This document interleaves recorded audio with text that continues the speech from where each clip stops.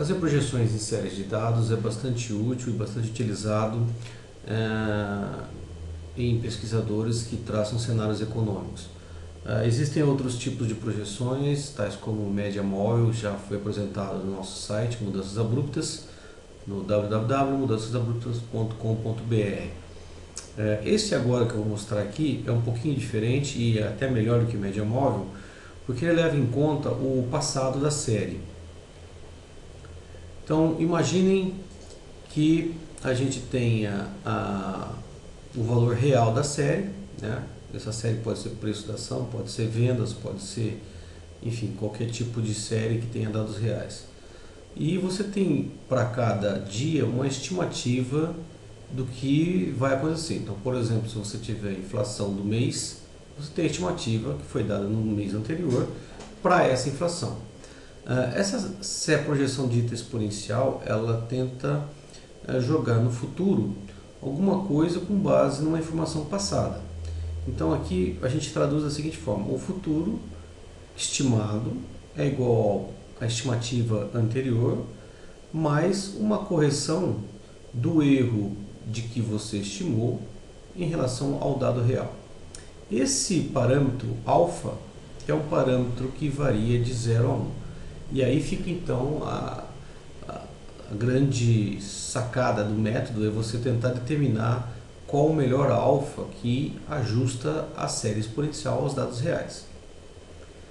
Então, por exemplo, vamos fazer um conjunto de dados no Excel. Temos aqui um conjunto de dados no Excel. Vamos supor que eu tenho aqui um número de vendas por 24 meses, por exemplo. E cada mês eu tenho um valor diferente de vendas. Então aquele alfa eu vou chutar um valor qualquer no início. O primeiro valor aqui da série exponencial vai ser o próprio valor do dado real. O segundo valor começa então a aparecer a parte da fórmula. Então o segundo valor tem que ser o primeiro estimado mais a correção do erro cometido anteriormente. Então o segundo valor é o anterior estimado mais a correção do erro. Vamos travar a célula que multiplica dado real menos dado estimado. Expande. Temos aqui então os 24 dados estimados. Para saber se essa série é boa ou não, é interessante a gente então calcular o erro médio quadrático. Por exemplo, se eu fizer o gráfico de cada mês com a venda,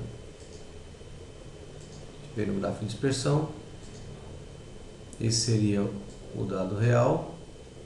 Vamos ajeitar aqui o valor de Y, formatar eixo, vamos deixar ele fixo para 25, fechar. Então esse seria o dado real de 24 meses, e agora quero ajustar a série a esse dado real. Então nossa primeira série seria essa. Então vamos selecionar dados, vamos adicionar uma nova série. O valor de X é o tempo, que são os 24 meses. O valor de Y é o valor da série exponencial ajustada. Ok. Então observem que para esse alfa ficou uma série um pouco mais suavizada, mas mesmo assim uma série ainda com alguns percalços de caminho, algumas variações não tão boas em termos de suavização. Se eu testar aqui para outro valor, por exemplo, se a gente testar para 0,1, o que acontece com a série? Já fica pior, ela fica mais suave, mas fica longe da realidade. Se eu testar para 0,9, o que acontece com essa série? Ou seja, o 0,9 está muito próximo de 1. Alfa igual a 1 significa que você não quer suavizar nada, você está pegando o próprio dado deslocado apenas de um período. Se eu colocar 1 aqui, vai dar a própria série. com uma defasagem de um tempo a mais. Essa é a própria série vermelha e a própria série azul, apenas deslocada de um mês à frente. Então, se eu voltar de novo para cá, com 001, por exemplo, já dá uma reta praticamente em torno da venda 33, do número de vendas iguais a 33. Então, a pergunta é, qual seria o nosso alfa ideal para se utilizar?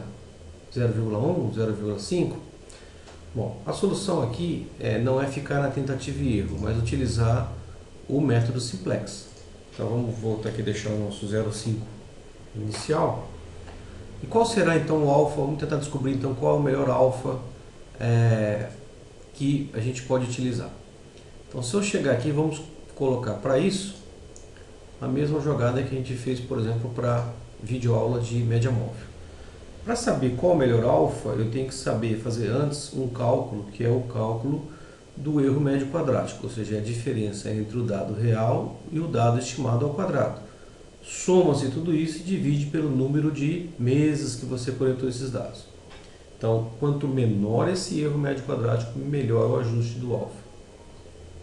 Para a gente fazer isso, então a gente primeiro tem que inserir aqui a célula onde eu vou inserir o erro médio quadrático.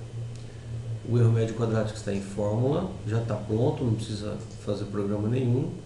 Se chama soma xmy2. A gente coloca aqui. Ele pede aqui o máximo de x, no caso são os dados reais, 24 meses. O máximo de y são os dados estimados pela projeção. Ok? Então nós fizemos a parte de cima da soma. Fizemos essa parte aqui. Agora temos que dividir pelo número de termos. Para dividir pelo número de termos, basta você fazer divisão, conte n, conte número, coloca os 24 meses que estão aqui, enter. Pronto. Temos o número 8,178.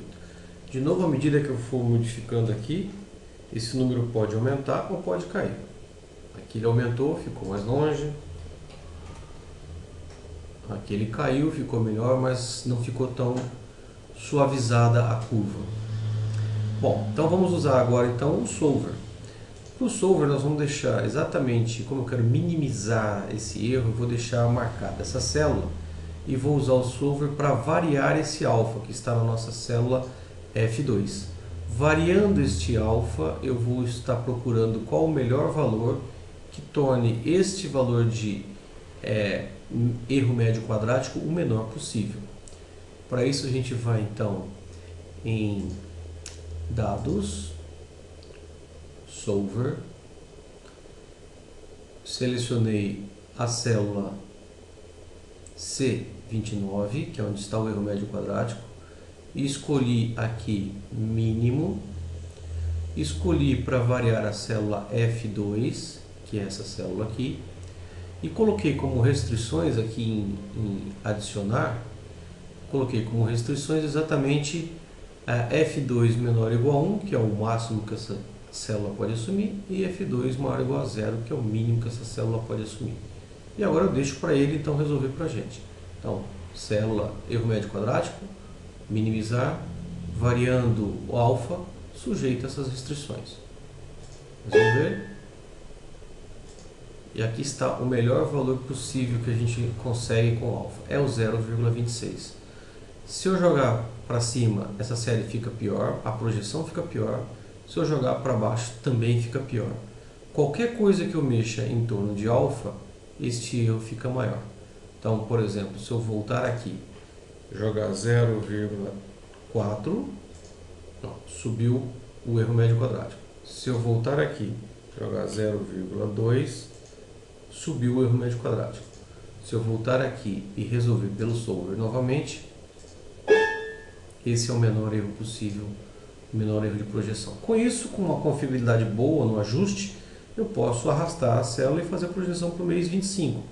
Quanto será que eu teria de venda no mês 25? Então a gente arrasta e aqui está, 35,81.